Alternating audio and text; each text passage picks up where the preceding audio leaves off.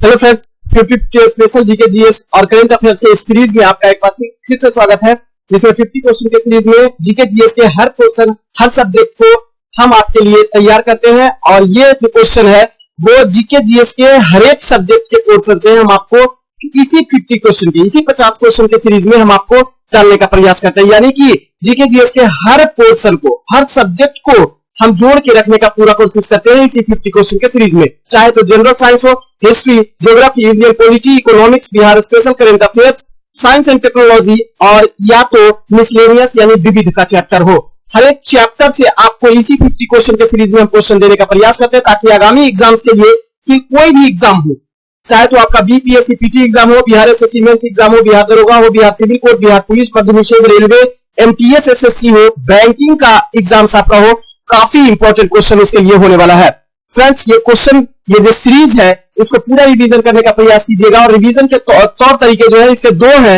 एक तो या तो आप पीडीएफ इसका ले सकते हैं, तो पीडीएफ लेने के लिए हमारे टेलीग्राम चैनल को ज्वाइन करना पड़ेगा। टेलीग्राम चैनल का लिंक प्रत्येक वीडियो के डिस्क्रिप्शन में डाल देते हैं। अगर वहां से जुड़ने में आपको कोई कठिनाई होती है तो हमें आप कमेंट बॉक्स में कमेंट कर सकते हैं, हम टेलीग्राम चैनल का लिंक आपको प्रोवाइड कर देंगे। वहां से डायरेक्ट हमारे टेलीग्राम चैनल से जुड़कर इसका पीडीएफ भी आप ले सकते हैं। अभी तक फ्रेंड्स 106 नंबर, 106 नंबर ये सेट प्रैक्टिस है। इसके पहले का सेट प्रैक्टिस अगर रिवीजन आपको फुली तरीका से करना है तो जरूर पीडीएफ को ले लीजिएगा हमारे टेलीग्राम चैनल से जुड़कर। और आपको बता दें फ्रेंड्स, यूट्यूब पर ही आप इसको रिवीजन करना चाहते हैं तो केसरिया कमीशन क्लास की यूट्यूब चैनल पर जाएंगे और वहां से सेट नंबर डालकर कोई भी सेट नंबर, जिस सेट नंबर को आपको देखना है वहां आपको देख सकते हैं। क्योंकि ये 50 क्वेश्चन का सीरीज फ्रेंड्स, आपको एक अच्छा खासा कलेक्शन मिल जाता है जीके जीएस का। क्लियर? और उस कलेक्शन को अगर आप रिवीजन करते हैं, उसको याद करते हैं, तो निश्चित तौर पर आगामी एग्जाम्स के लिए वो आपके लिए बेनिफिट होगा।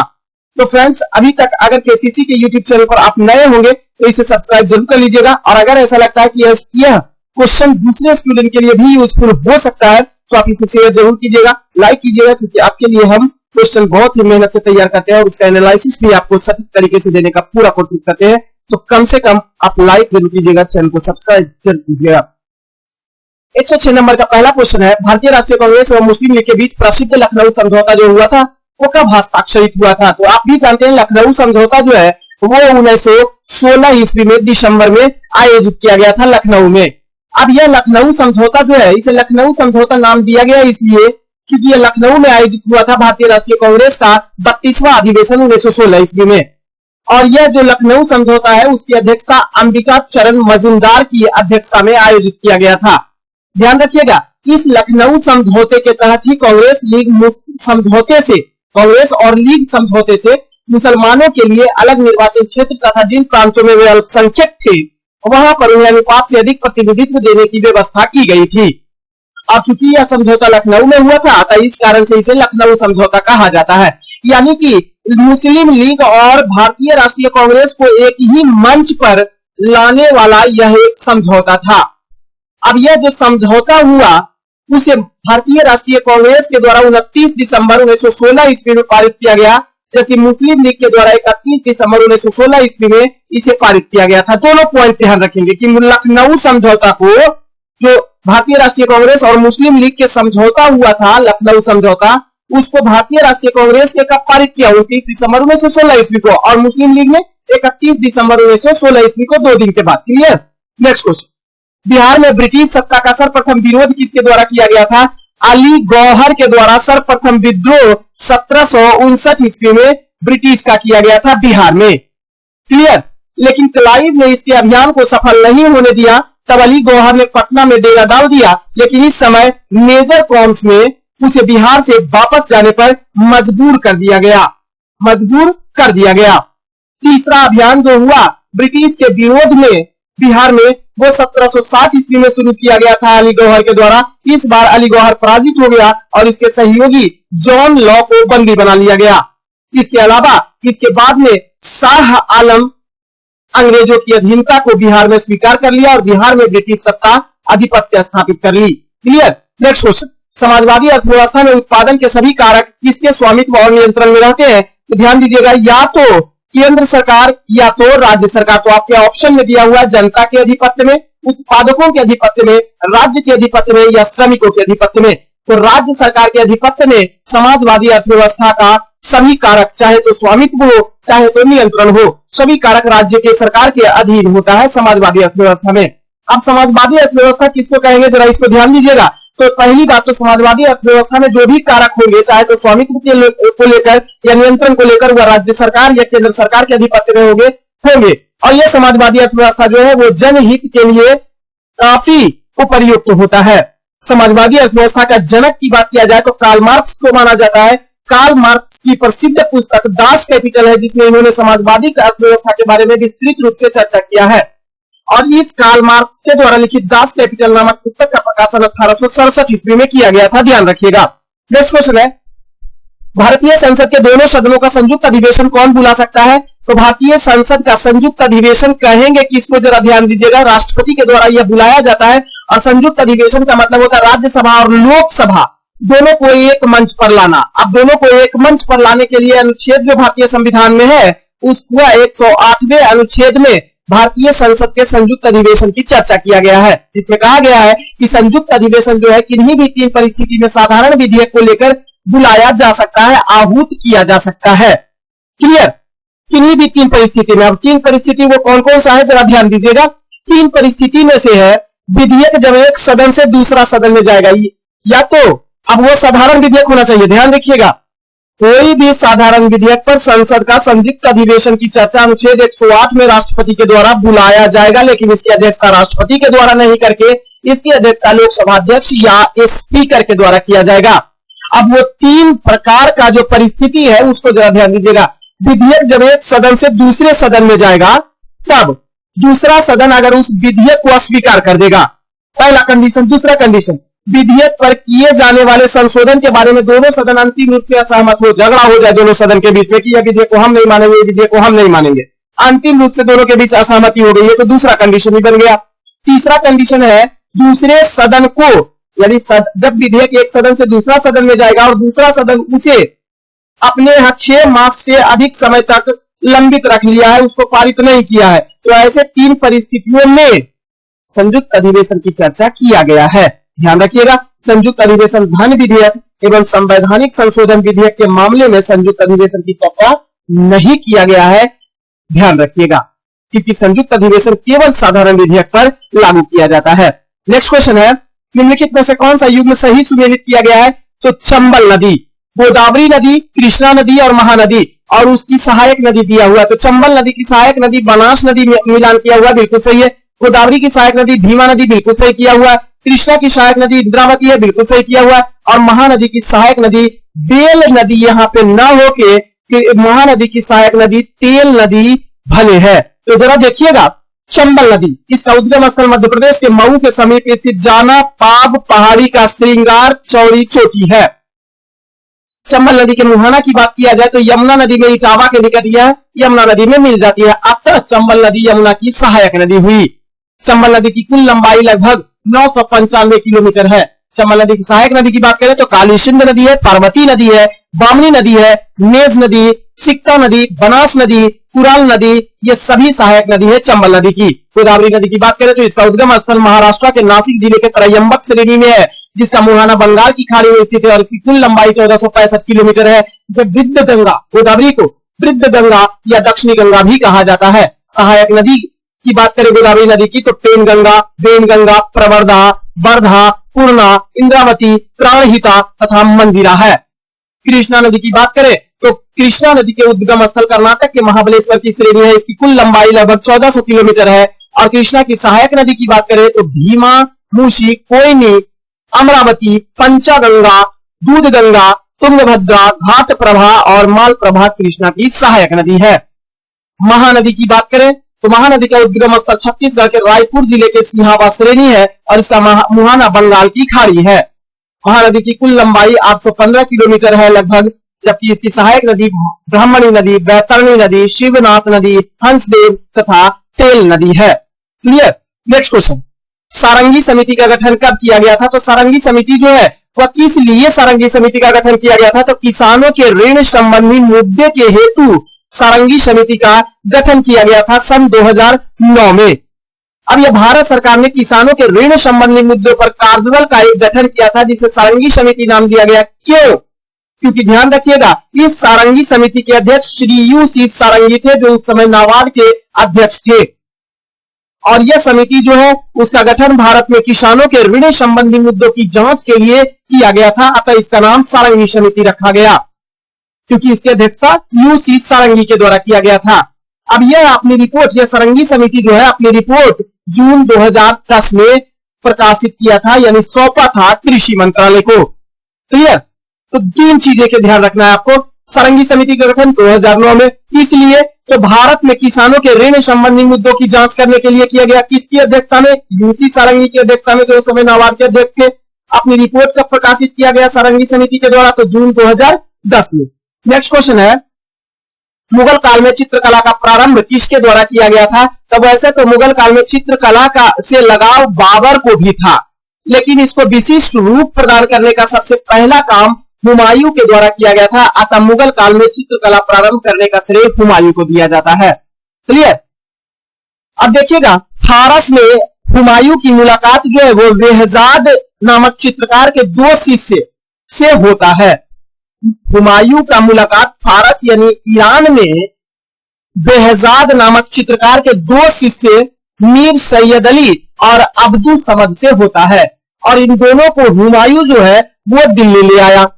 हुमायूं, क्योंकि इसको चित्रकला में काफी रुचि भी था, हुमायूं ने मीर सैयद अली को दस्तान ए अमीर हमजा को चित्रित कार्य सौंपा तथा उसे नादिर उल उश की उपाधि प्रदान की थी, जबकि अब्दुल समद को अकबर ने सीरी कलम की उपाधि प्रदान की थी। क्लियर? बाद में हालांकि बाबर को भी चित्रकला में रुचि थी, क्योंकि उसने तुजूक ए बाबरी में बेहजाद, वही जो फारस में एक चित्रकार था बेहजाद, जिसे पूर्व का राफेल भी कहा जाता है, बेहजाद की चित्रकारी की प्रशंसा की है अपनी पुस्तक में बाबर ने भी। मुगल काल में चित्रकला का स्वर्ण युग की बात किया जाए तो जहांगीर के शासनकाल को मुगल काल में चित्रकला का स्वर्ण काल कहा जाता है। नेक्स्ट क्वेश्चन है, पटना में स्थित गोलघर का निर्माण किस गवर्नर जनरल के कार्यकाल में बनाया गया था? ध्यान रखिएगा, लॉर्ड कॉर्नवालिस के शासनकाल में पटना में गोलघर का निर्माण किया गया था। कब किया गया था इसको भी ध्यान रखेंगे। गोलघर का निर्माण लॉर्ड कॉर्नवालिस के काल में सन 1786 ईस्वी में जॉन गायस्टीन ने कराया था। यह यानी इसका वास्तुकार कौन था? जॉन गायस्टीन था। यह 96 फीट ऊंचा एवं नीचे की दीवार 12 फीट मोटी है। यह अर्ध गोलाकार आकृति में निर्मित है। यह भवन का निर्माण अनाज के भंडारण हेतु किया गया था। क्लियर? नेक्स्ट क्वेश्चन, कौन सी पंचवर्षीय योजना केवल 4 वर्ष की पंचवर्षीय योजना रही थी? अब पंचवर्षीय योजना को ध्यान रखने के लिए ध्यान रखेंगे, पंचवर्षीय योजना का गठन किसके मन की उपज है? तो तत्कालीन प्रधानमंत्री पंडित जवाहरलाल नेहरू के मन की उपज है पंचवर्षीय योजना। पंचवर्षीय योजना 5 वर्षों का भारत सरकार का एक पंचवर्षीय योजना है, जिसमें विभिन्न प्रकार के क्षेत्रों से संबंधित योजना को तैयार किया जाता है, और इसका गठन पहली बार 1951 ईस्वी में किया गया था तत्कालीन प्रधानमंत्री पंडित जवाहरलाल नेहरू के द्वारा। अब जरा ध्यान दीजिएगा, सभी पंचवर्षीय योजना को, अभी तक के सभी पंचवर्षीय योजना को याद रखने के लिए कहेंगे 3 पर 3, 4 पर 4, 80 पूरा 90 92 पॉकेट में। 3 पर 3, 4 पर 4, 80 पूरा 90 92 पॉकेट में। बस इतना याद रखेंगे तो सभी पंचवर्षीय योजना आपको याद रखेगा। ध्यान रखिएगा, पहली पंचवर्षीय योजना जो है वो 1951 से लेकर 1956 ईस्वी तक चली, पहली पंचवर्षीय योजना। दूसरी पंचवर्षीय योजना 1956 ईस्वी से लेकर 1961 ईस्वी तक चली, दूसरी पंचवर्षीय योजना। तीसरी पंचवर्षीय योजना की बात किया जाए तो 1961 ईस्वी से लेकर 1966 ईस्वी तक तीसरी पंचवर्षीय योजना। अब हमने कहा 3 पर 3 शुरू किया, क्या 3 पर 3। आपको इतना याद रखना है कि पंचवर्षीय योजना की शुरुआत 1951 ईस्वी में किया गया। 5 वर्ष का योजना था, अतः 5 वर्ष के लिए लागू किया जाता है। तो 51 से 56, 56 से 61, 61 से 66। अब हमने कहा 3 पर 3, यानी कि 1961 से लेकर 1969 तक कोई पंचवर्षीय योजना नहीं चला था। 3 पर 3 वर्ष का एगो अवकाश काल रहा था, कोई पंचवर्षीय योजना नहीं चला। अब 3 पर 3 और चौथी पंचवर्षीय योजना फिर रही 1969 ईस्वी से लेकर 1974 ईस्वी तक चौथी पंचवर्षीय योजना रही। अब फिर हमने कहा 3 पर 3 के बाद 4 पर 4, 4 पर एगो 4 वर्ष का पंचवर्षीय योजना रहा। 1974 से लेकर 1900 4 पर 4 वर्ष का यानी 1978 ईस्वी तक 5वीं पंचवर्षीय योजना रही थी। यानी 5वीं पंचवर्षीय योजना का कार्यकाल 5 वर्ष का न होके 5 से 5 कट जाता है, वैसे भी याद रखिएगा। तो 5वीं पंचवर्षीय योजना 5 वर्ष का न होके 4 वर्ष का रहा था, क्योंकि हमने कहा चौथी 4 पर 4। और फिर 1978 से लेकर फिर हमने कहा 4 पर 4 के बाद क्या कहा 80 पूरा, यानी 78 से 80 का कोई मामला नहीं रहा। यह जो था वो अवकाश काल रहा। क्लियर। अब देखेंगे, ध्यान दीजिएगा, 80 पूरा, 80 का दशक जो था वो पूरा था। 1980 ईस्वी से लेकर 1985 तक छठी पंचवर्षीय योजना चली। 85 से लेकर 1990 तक 7वीं पंचवर्षीय योजना चली। तो 80 पूरा, 80 का दशक जो था वो पूरा का पूरा रहा 5 वर्ष का, 80 से 85, 85 से 90। क्लियर। और पुनः फिर 1990 से लेकर 92 तक जो रहा वो अवकाश काल रहा। क्लियर। और 92 से लगातार पंचवर्षीय योजना चलता आ रहा है, ध्यान रखिएगा। तो 5वीं पंचवर्षीय योजना का कार्यकाल वर्ष 1974 से लेकर 1978 तक रहा, जो कि 5 वर्ष का न होकर 4 वर्ष का रहा था। मार्च 1978 ईस्वी में जनता पार्टी की सरकार ने 4 वर्ष के पश्चात ही 5वीं पंचवर्षीय योजना को समाप्त कर दिया था। नेक्स्ट क्वेश्चन है, भारत के लिए संविधान का मसौदा तैयार करने वाली समिति के अध्यक्ष इसमें से कौन थे? तो B.R. अम्बेडकर थे प्रारूप समिति को तैयार करने के लिए। प्रारूप समिति को मसौदा भी कहा जाता है, संविधान का मसौदा भी कहा जाता है। तो B.N. राव द्वारा तैयार किए गए संविधान के प्रारूप पर विचार विमर्श करने के लिए संविधान सभा के द्वारा 29 अगस्त 1947 को संकल्प पारित करके प्रारूप समिति या मसौदा समिति का गठन किया गया था। और इस मसौदा समिति के अध्यक्ष B.R. अम्बेडकर को चुना गया था। वही क्वेश्चन आपसे पूछा है। प्रारूप समिति के सदस्य की कुल संख्या की बात किया जाए या मसौदा समिति के कुल सदस्यों की संख्या की बात किया जाए तो कुल सदस्य संख्या 7 थी, जिसमें B.R. अम्बेडकर अध्यक्ष थे। इसके अलावा एन गोपाल स्वामी अयंगर, अल्लादी कृष्ण स्वामी अय्यर, कन्हैयालाल मणिकलाल मुंशी, मोहम्मद सादुल्ला, एन माधव राव, और इसके बाद इसके स्थान पर या B.L. मित्र के स्थान पर एन माधव राव बनाए गए थे। बाद में D.P. खेतान साथ में थे और D.P. खेतान की 1948 ईस्वी में मृत्यु हो जाने के बाद T.T. कृष्णमाचारी को सदस्य बनाया गया था। क्लियर। कभी कभी छाटने के लिए भी क्वेश्चन दे देता है, इनमें से कौन से सदस्य थे जो प्रारूप समिति के सदस्य नहीं थे। क्लियर। तो ध्यान रखना है, B.R. अम्बेडकर अध्यक्ष, एन गोपाल स्वामी अयंगर, अल्लादी कृष्ण स्वामी अय्यर, कन्हैयालाल मणिकलाल मुंशी, सैयद मोहम्मद सादुल्ला, एन माधव राव। इसके स्थान पर फिर B.L. मित्र आए। D.P. खेतान 1948 ईस्वी में D.P. खेतान की मृत्यु हो जाने के बाद T.P. कृष्णमाचारी। इतना ध्यान रखना है। नेक्स्ट क्वेश्चन है, किसने मित्र मेला संघ की शुरुआत की थी? तो मित्र मेला संघ की शुरुआत विनायक दामोदर सावरकर के द्वारा मित्र मेला संघ की शुरुआत किया गया था। यह मित्र मेला संघ जो है एक क्रांतिकारी संगठन था, जिसकी स्थापना विनायक दामोदर सावरकर के द्वारा वर्ष 1899 ईस्वी में नासिक में किया गया था। इन्होंने अपने भाई गणेश सावरकर के साथ मिलकर इस समाज की स्थापना की थी। बाद में 1904 ईस्वी में इसी मित्र मेला क्रांतिकारी संगठन को अभिनव भारत सोसाइटी या यंग इंडिया सोसाइटी के नाम से जाना गया। श्यामजी कृष्ण वर्मा ऑप्शन में बात किया जाए, श्यामजी कृष्ण वर्मा लंदन में इंडिया हाउस की स्थापना 1905 ईस्वी में किए। लाला हरदयाल की अगर बात किया जाए तो इनके द्वारा अमेरिका के सैन फ्रांसिस्को में 1913 ईस्वी में गदर पार्टी की स्थापना की गई थी। नेक्स्ट क्वेश्चन है, इनमें से कौन सी ठंडी जलधारा स्थित है? लेब्राडोर ऑप्शन में है, कनारी है, फॉकलैंड है और गल्फ स्ट्रीम जलधारा। ये सभी जलधारा जो है वो अटलांटिक महासागर की गर्म और ठंडी जलधारा में दिया हुआ है। तो इसमें कौन सी ठंडी जलधारा नहीं है, जरा ध्यान दीजिएगा। तो अटलांटिक महासागर की ठंडी जलधारा और गर्म जलधारा का जरा ट्रिक देख लेते हैं, क्योंकि ये सभी ऑप्शन में अटलांटिक महासागर की जलधारा है। तो गल्फ स्ट्रीम जलधारा जो है वो खाड़ी की गल्फ स्ट्रीम जलधारा या खाड़ी की धारा जो मैक्सिको की खाड़ी से उत्पन्न होकर उत्तर पूर्व दिशा की ओर पश्चिम यूरोप के पश्चिम तट तक प्रवाहित होती है। मैक्सिको की खाड़ी से उत्पन्न होने के कारण इसे खाड़ी की धारा के नाम से भी जाना जाता है। स्पष्ट है कि गल्फ स्ट्रीम एक गर्म जल तंत्र है, यानी गल्फ स्ट्रीम जो है वो एक गर्म जल धारा है अटलांटिक महासागर की। अब ट्रिक से ध्यान दीजिएगा, अटलांटिक महासागर की ठंडी जलधारा में ध्यान दीजिएगा। ट्रिक क्या है? फॉक लेवे, क्योंकि ठंडा है। अटलांटिक महासागर की ठंडी जलधारा का मतलब फॉक लेवे, पूरी तो ठंडा है, गर्म तो है नहीं, ठंडा है तो इसको फाक लेंगे, तो फाक लेवे, फ से हो गया फॉकलैंड जलधारा, क से कनारी जलधारा, ले से लिब्राडोर जलधारा और बे से वेनेजुएला जलधारा है। अटलांटिक महासागर की गर्म जलधारा का ट्रिक की बात किया जाए तो गब्रा बीबी, ग से गल्फ स्ट्रीम जलधारा, ब्र से ब्राजीलियन जलधारा, बी से उत्तरी विषुवत रेखीय जलधारा और बी है जिसे दक्षिणी विषुवत रेखीय जलधारा। क्लियर। नेक्स्ट क्वेश्चन, जनगणना 2011 के आधार पर बिहार के उस जिला का नाम बताएं जहां सर्वाधिक दशकीय जनसंख्या की वृद्धि हुई है। मधेपुरा जो है वहां सर्वाधिक दशकीय जनसंख्या की वृद्धि बिहार में हुई है। 2001 से 11 के मध्य बिहार की दशकीय जनसंख्या वृद्धि दर 25.42% रही है, जो कि राष्ट्रीय औसत जो देश का दशकीय जनसंख्या वृद्धि दर है वो 17.7% है। इससे करीब 7.7% अधिक है बिहार की दशकीय जनसंख्या वृद्धि दर।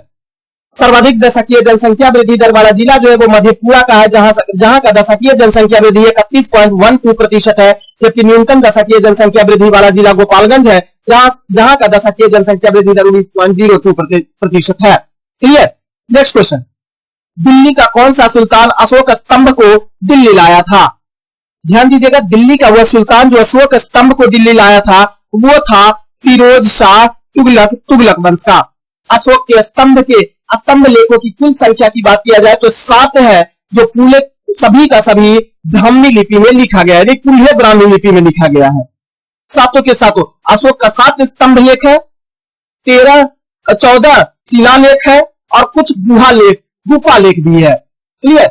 तो इसमें स्तंभ लेखों की संख्या 7 है जो स्तंभ पर लिखा जाता था और सभी के सभी ब्राह्मी लिपि में है, और ये 6 अलग अलग स्थानों से प्राप्त हुआ है। ध्यान देंगे, प्रयाग स्तंभ लेख यह पहले कौशाम्बी में स्थित था। इस स्तंभ लेख को अकबर ने इलाहाबाद के किले में स्थापित किया गया था। इस पॉइंट को भी ध्यान रखेगा, क्योंकि जैसे ही आपसे पूछा गया है दिल्ली का सुल्तान कौन था जो अशोक स्तंभ को दिल्ली लाया, उसी प्रकार से आपसे पूछा जा सकता है कि मौर्य काल का हुआ कौन सा शासक था, मुगल काल का हुआ कौन सा शासक था जो अशोक के स्तंभ को लाया था इलाहाबाद। तो आप ध्यान रखिएगा, प्रयाग स्तंभ लेख था, पहले कौशाम्बी में स्थित था, बाद में अकबर ने इसे इलाहाबाद के किले में स्थापित किया। दूसरी जगह पर दिल्ली टोपरा स्तंभ लेख है। यह स्तंभ लेख फिरोज शाह तुगलक के द्वारा टोपरा से दिल्ली लाया गया था। दिल्ली मेरठ पहले मेरठ में स्थित था, बाद में स्तंभ लेख फिरोज शाह तुगलक के द्वारा ही दिल्ली लाया गया। रामपुरवा की बात करेंगे तो यह स्तंभ लेख चंपारण बिहार में स्थापित है वर्तमान समय में, जिसकी खोज कार्लायल के द्वारा 1872 ईस्वी में किया गया था। लौरिया अरारेज की बात किया जाए तो चंपारण बिहार में वर्तमान समय में स्थित है, और लौरिया नंदनगढ़ की बात किया जाए तो चंपारण बिहार में इस स्तंभ पर मोर का चित्र बना हुआ। खूब बार क्वेश्चन पूछा है बीपीएससी के एग्जाम में, बिहार एसएससी के एग्जाम में, बिहार दरोगा, बिहार पुलिस के एग्जाम में। कौन सा अशोक का स्तंभ है जिस पर मोर का चित्र अंकित किया गया है? तो लौरिया नंदनगढ़ जो बिहार के चंपारण में स्थित है। क्लियर। तो अशोक के द्वारा कुल 7 स्तंभ लेख है जो 6 अलग अलग स्थान से प्राप्त हुआ है। प्रयाग स्तंभ लेख, दिल्ली टोपरा, दिल्ली मेरठ, रामपुरवा, लौरिया अरारेज और लौरिया नंदनगढ़। नेक्स्ट क्वेश्चन है, वृत्ताकार पथ के चारों ओर पिंड की गति किसका उदाहरण होता है? तो वो एक समान चाल और परिवर्ती वेग यानी परिवर्तनशील वेग दोनों का उदाहरण होता है। जब कोई पिंड वृत्ताकार पथ पर समान चाल से चल रहा है तो उसका वेग हर बिंदु पर बदल जाता है, क्योंकि उसके वेग की दिशा बदल रही है। तो दिशा बदलेगा तो वेग भी बदल जाएगा, लेकिन चाल समान होना चाहिए। नेक्स्ट क्वेश्चन है, भारत में सभी राष्ट्रीयकृत व्यापारिक बैंकों में बचत लेखों पर ब्याज दर का निर्धारण किसके द्वारा किया जाता है? तो जाहिर सी बात है ब्याज दर का निर्धारण किया जाता है।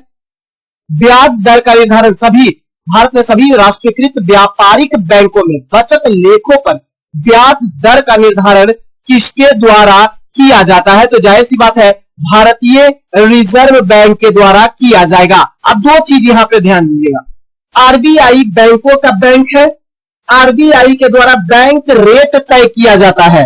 क्लियर। बैंक दर तय किया जाता है, लेकिन व्यापारिक जो वाणिज्यिक ब्याज दर होता है वो वाणिज्यिक बैंक के द्वारा तैयार किया जाता है। लेकिन क्वेश्चन आपका है कि सभी राष्ट्रीयकृत व्यापारिक बैंकों में बचत लेखों पर ब्याज दर का निर्धारण तो आरबीआई के द्वारा। क्लियर। साधारणतः आपसे पूछेगा ब्याज दर का निर्धारण किसके द्वारा किया जाता है? तो वाणिज्यिक बैंकों के द्वारा। अब बैंक दर का निर्धारण किसके द्वारा? तो आरबीआई के द्वारा। क्लियर है। अब समझिएगा इस क्वेश्चन को, राष्ट्रीयकृत व्यापारिक बैंकों में बचत लेखों पर ब्याज दर का निर्धारण जो होता है वो भारत में सभी राष्ट्रीयकृत व्यापारिक बैंकों में बचत लेख पर ब्याज का निर्धारण आरबीआई के द्वारा किया जाता है। आरबीआई को बैंकों का बैंक कहा जाता है। उल्लेखनीय है कि अक्टूबर 2011 को आरबीआई ने बचत खाते पर दिए जाने वाले ब्याज से नियंत्रण 2 शर्तों के साथ हटा लिया था। क्लियर, इस पॉइंट को भी ध्यान रखेंगे। नेक्स्ट क्वेश्चन, भारतीय संविधान के किस भाग में पंचायतों से संबंधित व्यवस्था किया गया है? तो भाग 9 में पंचायती राज्य व्यवस्था के बारे में चर्चा किया गया है। 73वां संवैधानिक संशोधन पंचायती राज्य से संबंधित संशोधन है।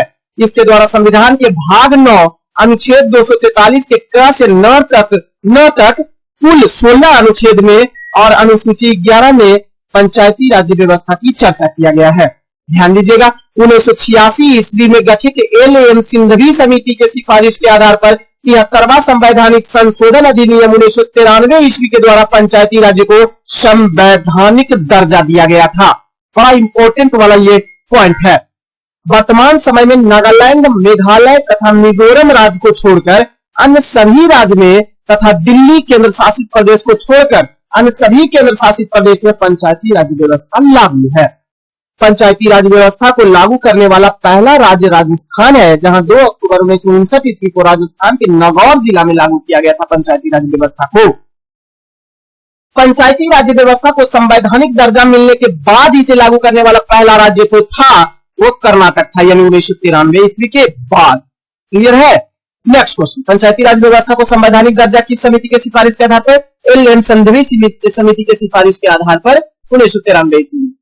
नेक्स्ट क्वेश्चन है, इनमें से कौन सा नदी सबसे बड़ा डेल्टा बनाता है? ऑप्शन में है वांगहो नदी, नील नदी, इरावती नदी और मिसिसिपी नदी। तो ध्यान दीजिएगा, दुनिया की सबसे लंबी नदी नील नदी है जो सबसे बड़ा डेल्टा बनाती है। वांगहो नदी की बात करें, जिसे पीली नदी कहा जाता है, चीन में यह प्रवाहित होने वाली नदी है। लंबाई के हिसाब से यह विश्व में 7वां स्थान रखती है। पीली नदी या वांगहो नदी की बात किया जाए तो अपने बेसिन के रूप में चीनी सभ्यता का उद्गम स्थल इसी वांगहो नदी को कहा जाता है। संसार की सबसे लंबी नदी नील नदी है, जो अफ्रीका की सबसे बड़ी झील विक्टोरिया झील से निकलकर विस्तृत सहारा मरुस्थल के पूर्वी भाग को पार करती हुई उत्तर में भूमध्य सागर में उतर पड़ती है, यानी उतर जाती है। इसका मुहाना है। अपने मुहाने पर यह 160 किलोमीटर लंबा और 240 किलोमीटर चौड़ा वाला विशाल डेल्टा का निर्माण करती है। मिस्र का प्राचीन सभ्यता का विकास इसी नील नदी के किनारे हुई है। क्लियर? तो सबसे बड़ा डेल्टा का निर्माण नील नदी के द्वारा किया जाता है। इरावती या इरावदी बर्मा की एक प्रमुख नदी है। यह नदी बर्मा के उत्तर से दक्षिण की दिशा में बहते हुए बर्मा को 2 भागों में विभाजित कर देती है। यह बर्मा में बहने वाली सबसे लंबी नदी है। मिसिसिपी नदी की बात किया जाए तो यह उत्तरी अमेरिका में प्रवाहित होने वाली सबसे लंबी नदी है और इसके द्वारा दुनिया का सबसे बड़ा पंजाकार डेल्टा का निर्माण किया जाता है। ध्यान रखिएगा। नेक्स्ट क्वेश्चन है, नालंदा विश्वविद्यालय को किसने ध्वस्त कर दिया था? तो बख्तियार खिलजी के द्वारा नालंदा विश्वविद्यालय को ध्वस्त कर दिया गया था। अब ध्यान रखिएगा, बिहार में मुस्लिम संप्रभुत्व की स्थापना का श्रेय इख्तियारुद्दीन बिन बख्तियार खिलजी को जाता है। 1198 ईस्वी के लगभग उसने नालंदा एवं विक्रमशिला को लूट कर विध्वंस मचा दिया था। इसी समय बख्तियार खिलजी ने आधुनिक बख्तियारपुर की शहर की भी स्थापना किया था। इसी के नाम पर बख्तियारपुर नाम भी पड़ा है, बख्तियार खिलजी के नाम पर। इस दौरान बिहार शरीफ तुर्कों का केंद्र बनकर उभर कर सामने आया था। नेक्स्ट क्वेश्चन है, रेडियो एक्टिविटी को मापा जाता है किसके द्वारा? तो गाइगर मूलर काउंटर के द्वारा रेडियो एक्टिविटी या रेडियो एक्टिविटी की माप किया जाता है, रेडियो सक्रियता की माप किया जाता है। ध्यान दीजिएगा, रेडियो सक्रियता या रेडियो एक्टिविटी किसको कहेंगे? तो प्रकृति में पाए जाने वाले वे तत्व जो स्वतः विखंडित होकर कुछ अदृश्य विकिरणों का उत्सर्जन करते रहते हैं। अदृश्य विकिरण का मतलब अल्फा, गामा और बीटा किरण का उत्सर्जन करते रहते हैं, उसे ही रेडियो सक्रिय तत्व कहा जाता है। लेकिन यह घटना जो होती है तत्वों में वह रेडियो सक्रियता कहलाती है। रेडियो सक्रियता की खोज फ्रांस के वैज्ञानिक हेनरी बैक्यूरेल के द्वारा 1896 ईस्वी में किया गया था। रेडियो एक्टिविटी को मापने के लिए गाइगर मूलर काउंटर विधि का प्रयोग किया जाता है। यह एक प्रकार का कण डिटेक्टर विधि होता है जिसके द्वारा विकिरण का आयनित होना मापा जाता है। इसके द्वारा परमाणु विकिरण, अल्फा, बीटा एवं गामा किरण के उत्सर्जन का पता लगाया जाता है। नेक्स्ट क्वेश्चन है, मुद्रास्फीति आय तथा धन को किसके पक्ष में पुनर्वितरित करती है? तो मुद्रास्फीति आय तथा धन को जो वितरित करती है वो धनवानों के मध्य ही वितरित करती है। आप पहले समझेंगे इसको समझने के लिए मुद्रास्फीति। मुद्रास्फीति क्या होता है? तो मार्केट में मुद्रा की अधिकता, मुद्रास्फीति, मार्केट में मुद्रा की अधिकता हो जाना ही मुद्रास्फीति कहलाती है। शॉर्ट फॉर्म में एक होता है मुद्रा संकुचन, इसका विपरीत मुद्रा मार्केट में तरलता की कमी हो जाना मुद्रा संकुचन कहलाता है। तो मुद्रास्फीति को और जरा शब्दों के अनुसार समझेंगे तो जब मांग और आपूर्ति में असंतुलन पैदा होता है, अब समझेंगे मार्केट में तरलता अधिक हो गया, मुद्रा अधिक हो गया, अब केवल मांग हो रहा है, मांग हो रहा है, प्रोडक्शन हो ही नहीं रहा है, सबको वस्तु का मांग कर रहा है क्योंकि सबके पास पैसा हो गया, लेकिन बनाने वाला कोई मजदूर है ही नहीं है क्योंकि सबके पास तो पैसा है भाई। तो मांग को तो हो रहा है लेकिन आपूर्ति हो ही रहा है, क्यों? क्योंकि प्रोडक्शन ही नहीं हो रहा है, कोई बनाना ही नहीं चाह रहा, मजबूर लेवल का है ही नहीं कोई है। तो ऐसे स्थिति में बेरोजगारी की समस्या उत्पन्न होगी। जब मांग और आपूर्ति में असंतुलन पैदा होता है तो वस्तुओं और सेवाओं की कीमतें क्या होती है? बढ़ जाती है। तो इसी अवस्था को, कीमतों में इस वृद्धि को मुद्रास्फीति कहते हैं। क्लियर? भारत अपनी मुद्रास्फीति की गणना दो मूल्य सूचियों के आधार पर करती है। एक है थोक मूल्य सूचकांक जिसे होलसेल प्राइस इंडेक्स यानी WPI, और दूसरा उपभोक्ता मूल्य सूचकांक यानी कंज्यूमर प्राइस इंडेक्स CPI कहा जाता है।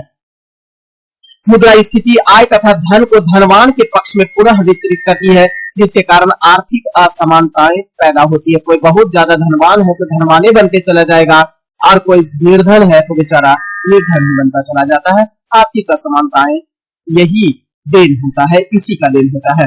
नेक्स्ट क्वेश्चन है, इनमें से किसने नागार्जुनी पहाड़ी को गुफाओं को आजीविकों को दान दे दिया था? तो दशरथ, जो अशोक का पौत्र था दशरथ, दशरथ ने आजीविकों को रहने हेतु, जैन आजीविकों को रहने हेतु नागार्जुनी पहाड़ी में पाए जाने वाले गुफा जो थी उसको दान दे दिया था। क्लियर है? अब नागार्जुनी पहाड़ी के आसपास की गुफाएं बराबर गुफाओं से छोटी, बराबर की जो गुफा है वहां से छोटी है एवं नई भी है। इनमें 3 गुफाएं, नागार्जुनी पहाड़ी में 3 गुफाएं हैं। एक तो गोपी गुफा जिसे गोपी का कुभा कहा जाता है। शिलालेख के अनुसार इन्हें लगभग 232 ईस्वी पूर्व में राजा दशरथ के द्वारा आजीविका संप्रदाय के अनुयायियों को समर्पित किया गया था। दूसरा गुफा जो है नागार्जुन पहाड़ी में वह है बदीठी का कुभा गुफा, या इसे ही वेदातिका गुफा के नाम से भी जाना जाता है। यह दरार में स्थित है। जबकि तीसरा गुफा जो है नागार्जुन पहाड़ी में वह है बापिया का कुभा गुफा या मिर्जा मंडी से कहा जाता है। क्वेश्चन बहुत बार पूछा हुआ है जिनमें से किस नागार्जुनी पहाड़ी को मिर्जा मंडी भी कहा जाता है? तो बापिया का कुभा गुफा इसे ही मिर्जा मंडी कहा जाता है। इन्हें भी दशरथ के द्वारा आजीविका के अनुयायियों को समर्पित किया गया था। तो दशरथ ही था जिन्होंने नागार्जुनी पहाड़ी के गुफाओं में आजीविकों को दान दिया था। नेक्स्ट क्वेश्चन है, निम्नलिखित में से कौन सी गैस ओजोन परत क्षरण के लिए प्रमुखता रूप से उत्तरदायी होता है? तो प्रमुख रूप से उत्तरदायी होता है ओजोन परत के क्षरण के लिए वो होता है क्लोरीन, और इसका फॉर्मेट होता है क्लोरोफ्लोरोकार्बन। ध्यान दीजिएगा, ओजोन परत में हो रहे क्षरण के लिए क्लोरोफ्लोरोकार्बन गैस मुख्य रूप से उत्तरदायी होता है। इसके अलावा halogen, methyl chloroform, carbon tetra chloride तथा रासायनिक पदार्थ भी ओजोन को नष्ट करने में योगदान दे रहे हैं। ओजोन परत के क्षय की जानकारी सर्वप्रथम 1960 ईस्वी में दी गई थी। वर्ष 1985 ईस्वी में वैज्ञानिकों ने यह भी पता लगाया कि अंटार्कटिका महाद्वीप के ऊपर ओजोन परत में एक बहुत बड़ा छिद्र देखा गया है और यह लगातार बढ़ रहा है। ओजोन क्षरण के मुद्दे पर अंतर्राष्ट्रीय समझौते हेतु अंतर सरकारी वार्ता वर्ष 1981 ईस्वी में प्रारंभ हो गई थी, और इसी वार्ता के अनुसार मार्च 1985 ईस्वी में ओजोन परत के संरक्षण के लिए वियना में एक विश्व स्तरीय सम्मेलन हुआ था। इसे ही ओजोन परत से संबंधित विश्व स्तरीय सम्मेलन वियना सम्मेलन कहा जाता है। इसके अलावा कनाडा के मॉन्ट्रियल में 16 सितंबर 1987 ईस्वी को विभिन्न देशों के बीच एक समझौते पर हस्ताक्षर किया गया। इसके लिए इसे मॉन्ट्रियल प्रोटोकॉल नाम दिया गया। इसका क्रियान्वयन यानी इसे जारी 1 जनवरी 1989 ईस्वी को कर दिया गया था। नेक्स्ट क्वेश्चन है, निम्नलिखित में से कौन सा अधिकार अब भारत में मौलिक अधिकार नहीं है? तो ऑप्शन है शोषण के विरुद्ध अधिकार, समानता का अधिकार, संपत्ति का अधिकार या स्वतंत्रता का अधिकार।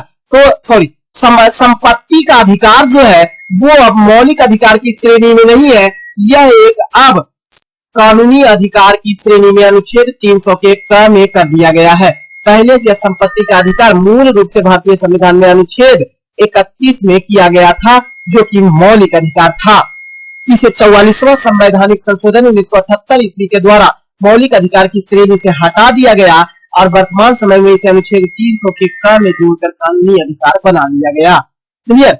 इसके अलावा शोषण के विरुद्ध अधिकार की बात करें तो इसकी चर्चा संविधान के अनुच्छेद 23 और 24 में किया गया है, जो मौलिक अधिकार है। समानता का अधिकार, इसकी चर्चा संविधान के अनुच्छेद 14 से 18 तक किया गया है, ये भी एक प्रकार का मौलिक अधिकार है। और स्वतंत्रता का अधिकार भी मौलिक अधिकार है, जिसकी चर्चा संविधान के अनुच्छेद 19 से 22 तक किया गया है। नेक्स्ट क्वेश्चन है बोर्नो बदख्शां स्वायत्त प्रांत।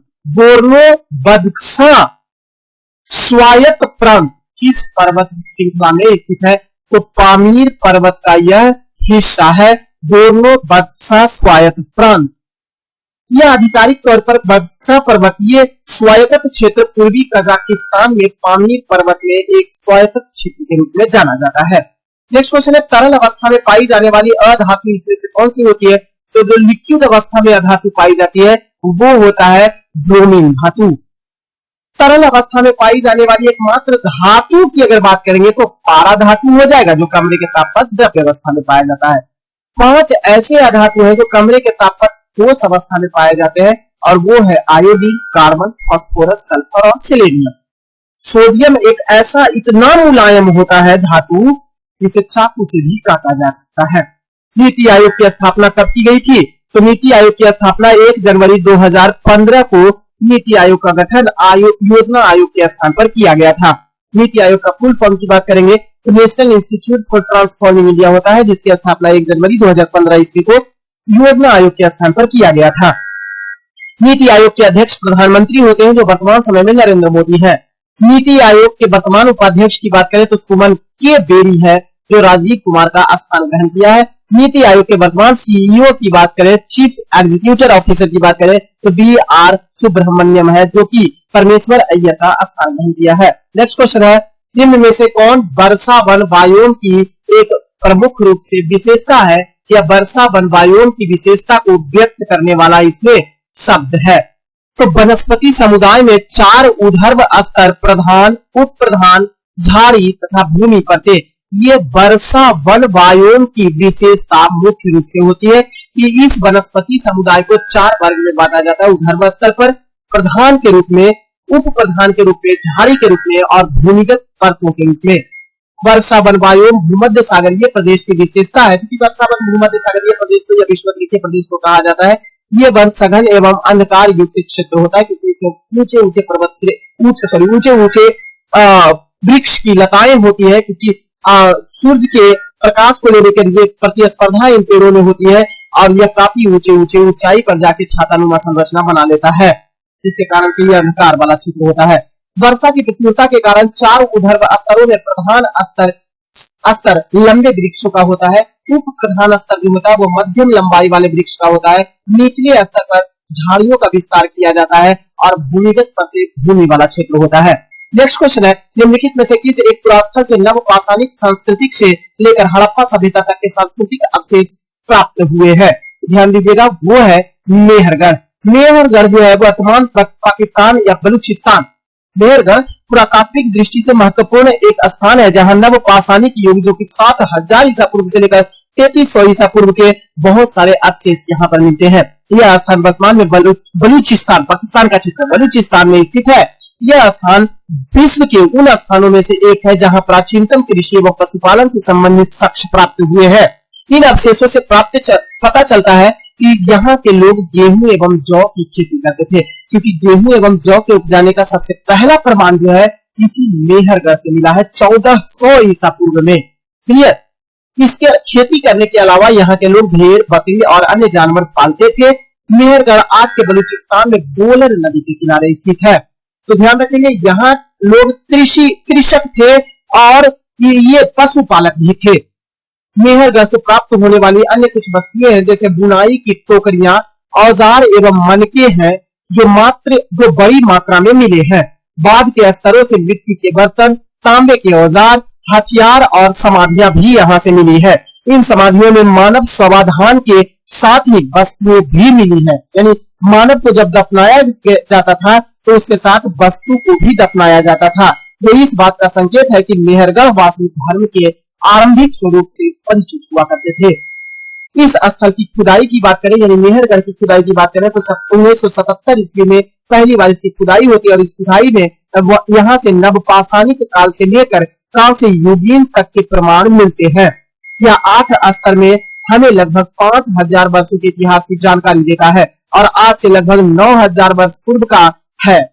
वही सबसे नया स्तर कांस्य युग का है और तकरीबन 400 ईसा पूर्व का ये है, यानी 4000 वर्ष तक का पूर्व का यह स्थिति है। नेक्स्ट क्वेश्चन है, सूची 1 को सूची 2 के साथ मिलान करना है। अब एक तरफ राज्य दिया हुआ है और दूसरी तरफ उस राज्य में राज्यसभा के सदस्य की संख्या दिया हुआ है। तो समझेंगे, गुजरात से राज्यसभा में सदस्यों की संख्या जो जाती है, ध्यान रखेंगे 11 जाती है।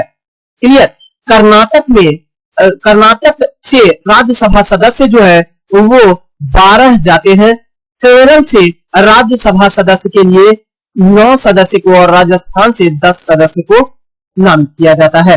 जरा ध्यान दीजिएगा, विभिन्न राज्यों से राज्यसभा में आए हुए प्रतिनिधि की चर्चा संविधान के अनुसूची 4 में किया गया है।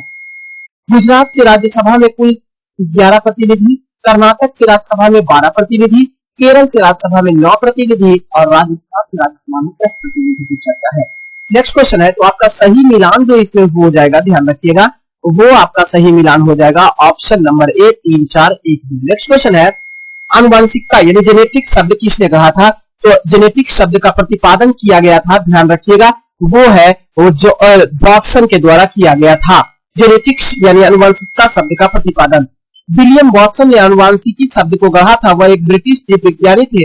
उनके प्रयोग आनुवंशिकता की समझ का प्रमाण देते हैं। आनुवंशिकी जीव विज्ञान की वह शाखा है जो विभिन्न जीवों में जीन, आनुवंशिक विभिन्नता और आनुवंशिकता के अध्ययन से संबंधित होता है। आनुवंशिकता का पिता हालांकि ग्रेगरी जॉन मेंडल को कहा जाता है, लेकिन आधुनिक आनुवंशिकता का पिता T.H. मॉर्गन को कहा जाता है। तीनों बातों को ध्यान रखिए। आनुवंशिकता शब्द का प्रतिपादन विलियम वॉटसन ने, लेकिन आनुवंशिकता का पिता ग्रेगरी जॉन मेंडल को, लेकिन आधुनिक आनुवंशिकता का जनक T.H. मॉर्गन को कहा जाता है। कार्बन मोनोऑक्साइड एक ज्वलनशील गैस है। तो और भी ऑप्शन 4 दिया हुआ है, इसमें से और कौन सा है जो ज्वलनशील है? ऑप्शन है हीलियम, नाइट्रोजन, ऑक्सीजन और हाइड्रोजन। तो ध्यान दीजिएगा, हाइड्रोजन को आप सुने होंगे कि वायुयान के टायर में इस गैस को नहीं भरा जाता है, लेकिन यह सबसे हल्का होता है, गैसों में सबसे हल्का है, लेकिन फिर भी इसे नहीं भरा जाता है वायुयान के टायर में। क्यों? क्योंकि यह ज्वलनशील होता है, वायु के संपर्क में आते ही यह जल उठता है, जिस कारण से इसे वायुयान में के टायर में या गुब्बारे में हाइड्रोजन गैस को नहीं भरा जाता है। क्लियर है? नहीं इसे भरा जाता है, इसके स्थान पर हीलियम गैस को भरा जाता है वायुयान के टायर में। क्लियर है? तो ध्यान रखेंगे, कार्बन मोनोऑक्साइड तो ज्वलनशील है ही और हाइड्रोजन भी ज्वलनशील है, क्योंकि इसी कारण से इसे वायुयान के टायर में नहीं भरा जाता है। नेक्स्ट क्वेश्चन है, विश्व रेडियोग्राफी दिवस निम्नलिखित में से किस तिथि को मनाया जाता है? तो विश्व रेडियोग्राफी दिवस जो है वो 8 नवंबर को प्रत्येक वर्ष मनाया जाता है। हर वर्ष 8 नवंबर को विश्व रेडियोग्राफी दिवस एक्स विकिरण की खोज, अब क्यों मनाया जाता है ये भी ध्यान रखेंगे। तो एक्स विकिरण की खोज का सम्मान करने के लिए मनाया जाता है, जिसे एक्सरे भी कहा जाता है। और एक्सरे जो है वो 1895 ईस्वी में जर्मन वैज्ञानिक विल्हेम कॉनराड रॉन्टगेन के द्वारा एक्सरे की खोज की गई थी और इसी के सम्मान में हर एक वर्ष 8 नवंबर को विश्व रेडियोग्राफी दिवस मनाया जाता है।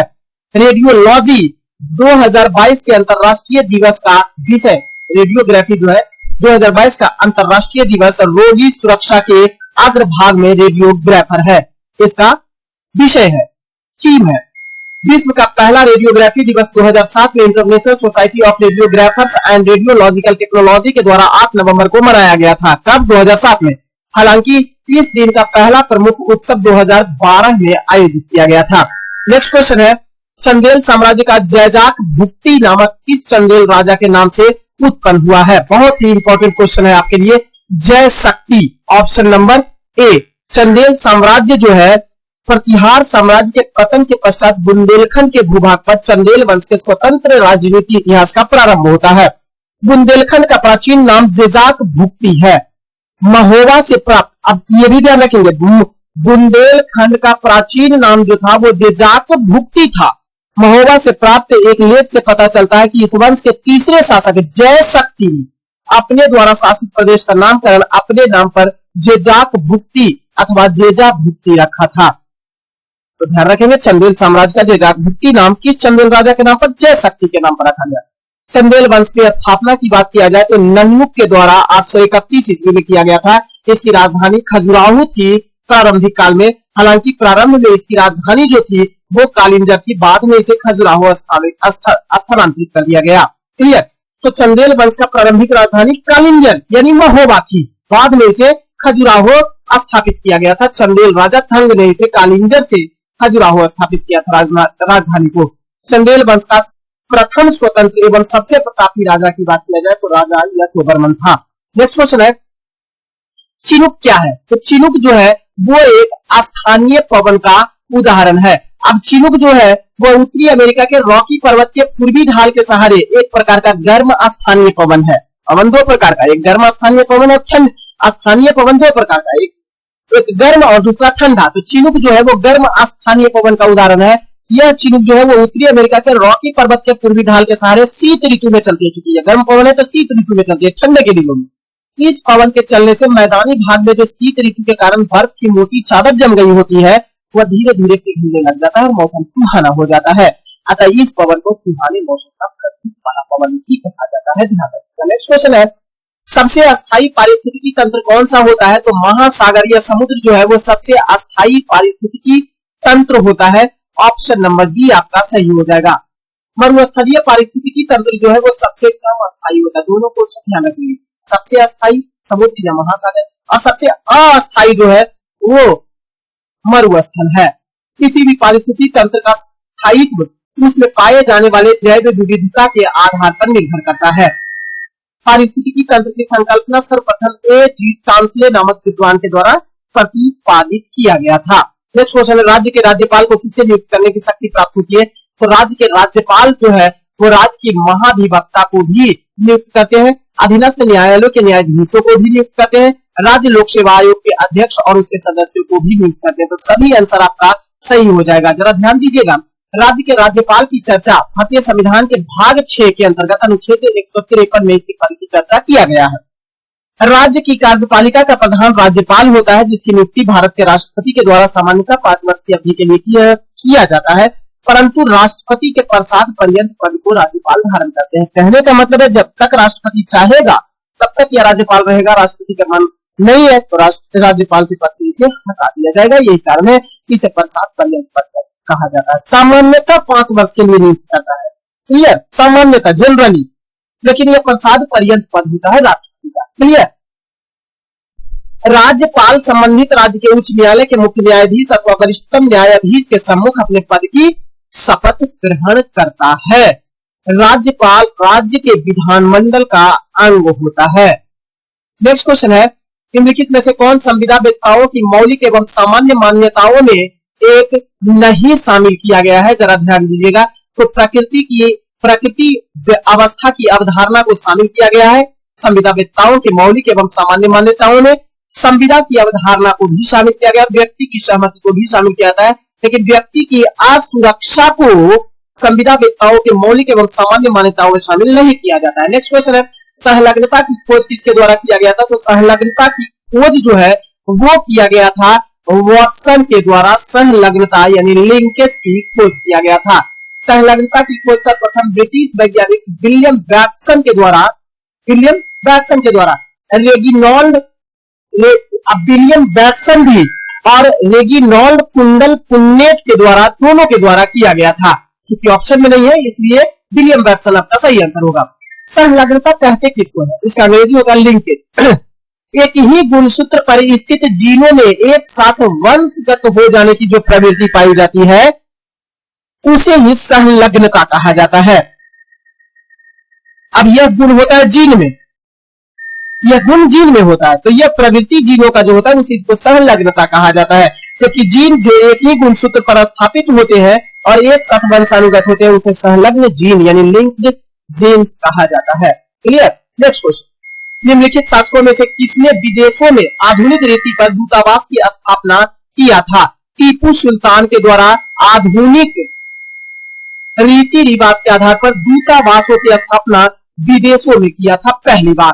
टीपू सुल्तान प्रथम भारतीय शासक था जिसने देसी प्रशासन के पाश्चात्य यानी देसी प्रशासन के पाश्चात्य जो है वो प्रशासन का मिश्रण किया था। उसने अपनी राजधानी में फ्रांस एवं मैसूर की मित्रता का प्रतीक स्वतंत्रता का वृक्ष लगवाया। टीपू ने विदेशों से मित्रता एवं सहायता के उद्देश्य से अपने राजदूत मॉरिशस, अफगानिस्तान, अरब, कुस्तुनतुनिया, तुर्की और फ्रांस आदि देश में भी भेजा था अपने दूत को, जिसे दूतावास की स्थापना किया। हैदर अली का उत्तराधिकारी जो था उसका पुत्र टीपू सुल्तान हुआ, यानी टीपू सुल्तान कौन था? तो हैदर अली का पुत्र था जो कि उसका उत्तराधिकारी बना 1782 ईस्वी में, जब हैदर अली की मृत्यु हो गई। 1782 ईस्वी में मैसूर का शासक बना और उसके बाद 1787 ईस्वी में अपनी राजधानी श्रीरंगपट्टनम में पादशाह की उपाधि धारण की थी। टीपू सुल्तान को शेर ए मैसूर के नाम से जाना जाता है। टीपू सुल्तान की मृत्यु 1799 ईस्वी में चतुर्थ आंग्ल मैसूर युद्ध में हो गई थी। नेक्स्ट क्वेश्चन है, किस कारण से स्टोन कैंसर हो जाता है? तो अम्ल वर्षा के कारण ही स्टोन कैंसर होने की संभावना बढ़ जाती है। स्टोन कैंसर एक ऐसी घटना है जिसमें अम्लीय वर्षा के कारण पत्थर या मार्बल का मलिन किरण हो जाता है, जिसे मार्बल कैंसर के नाम से या स्टोन कैंसर के नाम से भी जाना जाता है। अम्ल वर्षा में मौजूद प्रदूषक पत्थर का रंग बदलने के लिए सबसे प्रतिक्रिया करते हैं। अब ध्यान दीजिएगा, ये अम्ल वर्षा जो होता है वो नाइट्रोजन के विभिन्न प्रकार के ऑक्साइड के मिलने के फलस्वरूप ही अम्ल वर्षा होता है। नेक्स्ट क्वेश्चन है, वह युक्ति जिसके द्वारा आंकड़ों को टेलीफोन के माध्यम से बाइनरी सिग्नलों की सहायता से भेजा जाता है वो कौन सी युक्ति होती है? तो उसे ही मॉडेम कहा जाता है। मॉडेम युक्ति से ही टेलीफोन के माध्यम से बाइनरी सिग्नलों की सहायता से सिग्नल को यानी डेटा को भेजा जा सकता है। जरा समझिएगा, इंटरनेट के प्रयोग हेतु कंप्यूटर को टेलीफोन लाइन से जोड़ने के लिए मॉडेम आवश्यक युक्ति होती है, जिसका पूरा रूप मॉड्यूलेटर और डीमॉड्यूलेटर कहलाता है। यानी मॉडेम का पूरा नाम मॉड्यूलेटर और डीमॉड्यूलेटर होता है। टेलीफोन लाइन पर एनालॉग सिग्नल भेजा जा सकता है जबकि कंप्यूटर डिजिटल सिग्नल देता है। अतः इन दोनों के मध्य सामंजस्य स्थापित करने के लिए ही मॉडेम का प्रयोग किया जाता है। मॉडेम एनालॉग सिग्नल को डिजिटलों में तथा पुनः डिजिटल सिग्नल को एनालॉग सिग्नल में बदलकर कंप्यूटर को सप्लाई कर देता है। नेक्स्ट क्वेश्चन है, जीन शब्द का प्रतिपादन किसके द्वारा किया गया था? तो W.L. जोहानसन के द्वारा जीन शब्द का सर्वप्रथम प्रयोग किया गया था। जीन का पता सर्वप्रथम हालांकि मेंडल ने लगाया था, परंतु जीन शब्द का प्रतिपादन जोहानसन के द्वारा 1909 ईस्वी में किया गया था।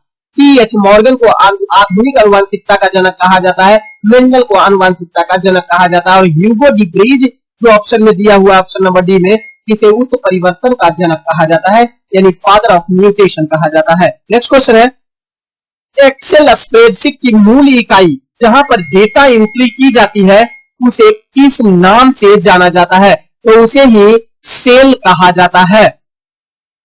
सेल जो है एक्सेल स्प्रेडशीट की मूल इकाई है जहां पर डेटा एंट्री की जाती है। यह कॉलम यानी स्तंभ में तथा रो यानी पंक्ति के इंटरसेक्शन से बना हुआ होता है सेल।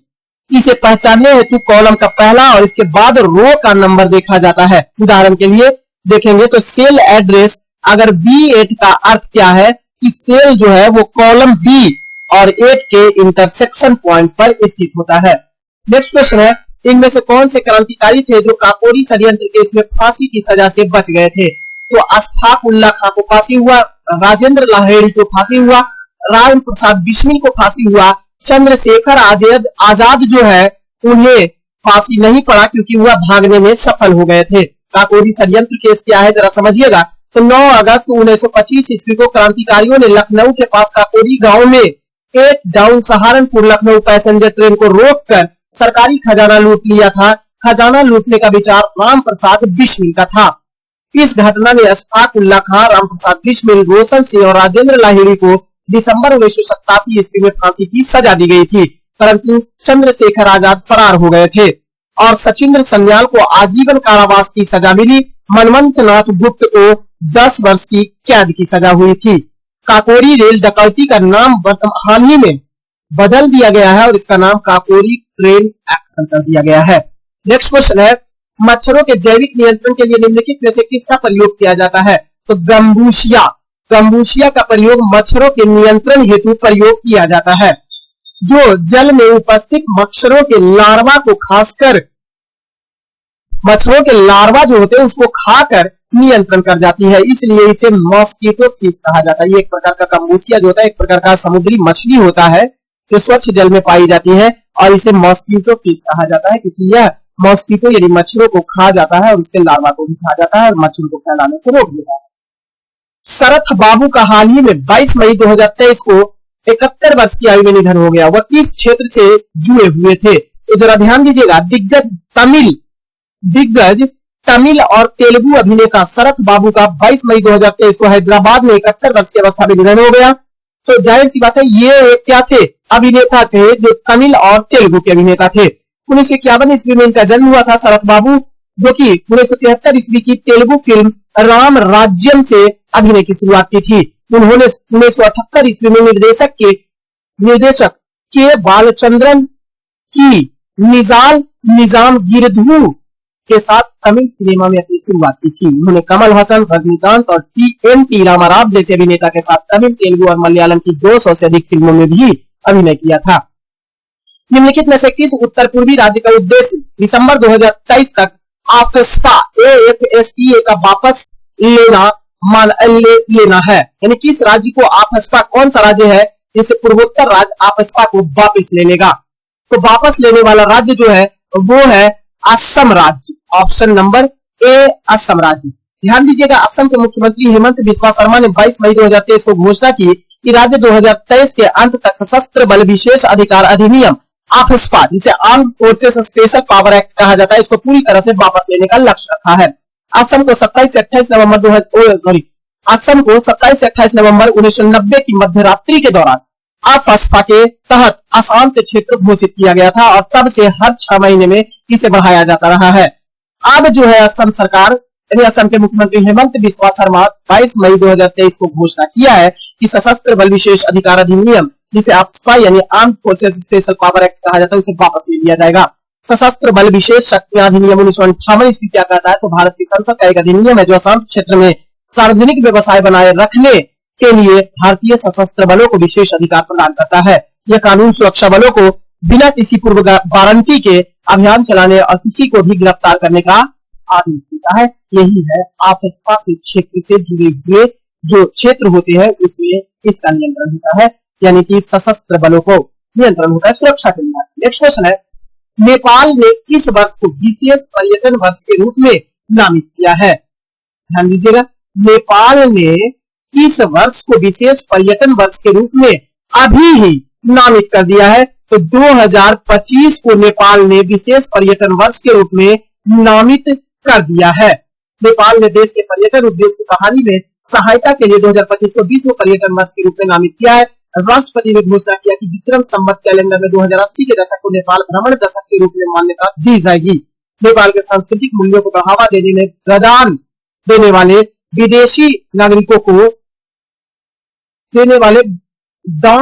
विदेशी नागरिकों को विशेष सम्मान समर माथा स्पेशल ऑनर से भी सम्मानित किया जाएगा। नेक्स्ट क्वेश्चन है, निम्नलिखित में से किस व्यक्ति को विश्व भाला फेंक रैंकिंग में नंबर 1 स्थान दिया गया है? नीरज चोपड़ा को, हमारे देश के नीरज चोपड़ा को नंबर 1 स्थान विश्व भाला फेंक रैंकिंग में दिया गया है। नीरज चोपड़ा 1455 अंकों के साथ ग्रेनाडा के एंडरसन पीटर्स से 22 अंक आगे शीर्ष स्थान हासिल किया है। 30 अगस्त 2022 को भारतीय जेवलिन थ्रो वर्ल्ड नंबर 2 पर पहुंच गया है। नीरज चोपड़ा मूल रूप से हरियाणा के पानीपत के खंडाला गांव के रहने वाले हैं। 2021 में टोक्यो में आयोजित ओलंपिक खेलों में नीरज चोपड़ा द्वारा स्वर्ण पदक जीतने वाले थ्रो में भाला द्वारा तय की गई दूरी 87.5 मीटर और 88 मीटर के बीच रही थी। बड़ा इंपॉर्टेंट है, ध्यान रखिएगा इसकी। 87.5 मीटर का भाला फेंक में टोक्यो ओलंपिक में स्वर्ण पदक जीता गया था नीरज चोपड़ा के द्वारा। नीरज 120 से अधिक वर्षों में पहले भारतीय और स्वतंत्र भारत के पहले एथलीट है जिन्होंने ट्रैक एंड फील्ड में ओलंपिक पदक जीता है। तो फ्रेंड्स, ये क्वेश्चन का सीरीज आपको कैसा लगा जरा कमेंट बॉक्स में जरूर बताइएगा। आप टेलीग्राम चैनल से पीडीएफ लेना ना भूलिएगा, टेलीग्राम चैनल जरूर ज्वाइन कर लीजिएगा पीडीएफ के लिए। काफी इंपॉर्टेंट क्वेश्चन है, इसको रिवीजन करने पर आपको एग्जाम में काफी बेनिफिट होगा। बहुत बहुत धन्यवाद।